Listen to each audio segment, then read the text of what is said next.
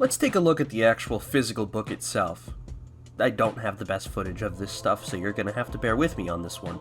The book is pretty big, not just in terms of the number of pages, but also the actual size of each page.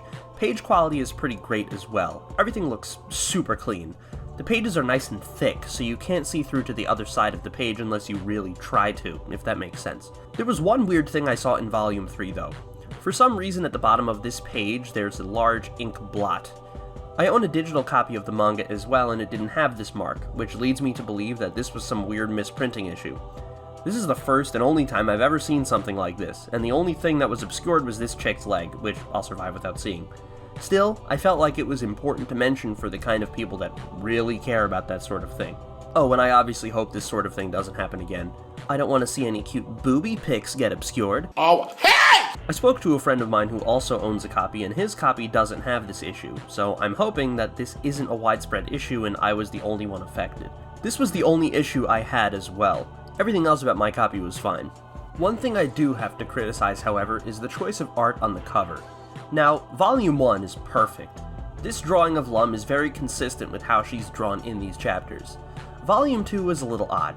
If you compare the drawing of Lum on the cover to drawings of her in the manga, there's a noticeable difference. However, it's not too unfitting. The cover prominently features Ataru, Lum, and Mendo. Mendo's inclusion makes sense since he's introduced in this volume. Shinobu is hiding on the back, which is honestly pretty perfect for reasons we'll get to later as we talk about the story. Volume 3, on the other hand, is where things get confusing. When I saw this, I got excited to make this video. Up at the top of the page we see this character, who looks like a boy but is actually a girl. Her name is Ryunosuke, and I was ready to destroy social media as we know it with the mother of all hot takes regarding the character. Sex in giant vats of feces. But then I thought about it and... wait, what the fuck? We're not near the part of the story where she gets introduced. In fact, we're not even close. This cover features a bunch of characters that don't appear in the story. Ryunosuke, her father, Ten, Kotatsu Neko, and Sugar all appear on the cover despite not appearing in the story, and some of them are not going to appear for a while. Who are you people? Meanwhile, Ren, the one major character that actually does get introduced in this volume, doesn't appear on the cover at all. Even stranger was when I took a look at the cover art for Volume 4. Excellent! Many of the chapters featured in Volume 3 were likely written during the summer, since there's lots of visits to the beach and Mendo's vacation home, as well as an entire chapter about summer ending. This cover would have been perfect, but instead it's being reserved for Volume 4, where Ten, one of the many characters on Volume 3's cover, is introduced. I am so confused! I still like the art quite a bit, but it almost borders on false advertising since it's not a good indicator of the style of art or the story of the volume you're about to read. Hopefully with future volumes this issue gets remedied, but if it doesn't, it's not the biggest deal in the world. The data file and count column make a return. The count column is a fun addition, but you could skip it and not miss much. The data file, on the other hand, is a very generous bonus. I think these articles give an incentive to read to those that are already familiar with the stories, perhaps through the animated adaptation like I was. I was able to understand this, for example, from watching the animated adaptation. In Volume 2's data file about Shinobu, they write, "From the blatant rivalry Shinobu displays towards Lum when Lum time travels to that era, it is clear that Shinobu had strong feelings for Ataru from the beginning. As a child, Ataru was precocious in his attraction to women, earning the nickname Snapping Turtle First Grader by attaching himself to girls he met in the street.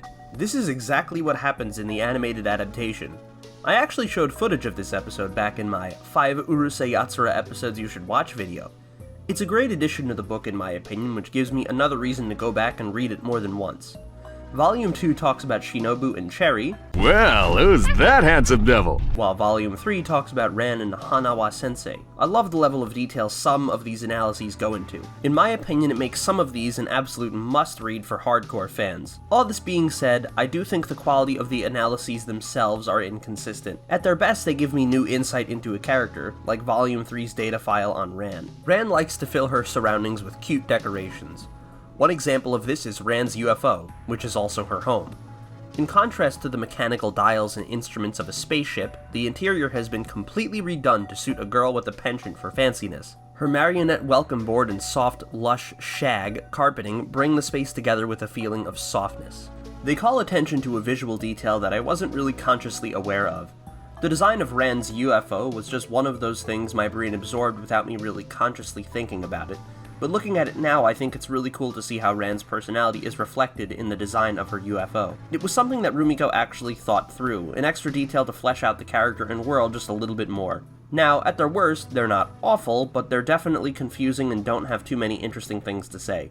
Take Volume 1's data file on Sakura. When Sakura first appears in the series, she lives in a humble one-story house, which later becomes a luxurious two-story home. Here, they've perhaps called attention to something that Rumiko wasn't thinking about, deciding in one chapter what Sakura's house should look like only for her to then change her mind later on. This inconsistency doesn't exactly ruin the series or anything, or make Sakura any less of an interesting character, but it's weird that the manga itself would be calling attention to this inconsistency. It makes me second guess just how carefully Rumiko actually thought a lot of this through, which then makes me wonder if the design of Rand's UFO wasn't deliberate at all, but instead just a really nice coincidence. However, for as much as I've spoken about it, I think it's a very minor flaw.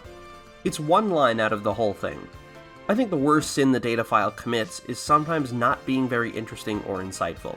It's still a nice bonus. The manga would have been totally fine without it, but I'm glad it was included. Of course, the real draw to these books are the stories, so let's actually break those down. I'll mainly be going into volumes 2 and 3, but I may also briefly touch on volume 1.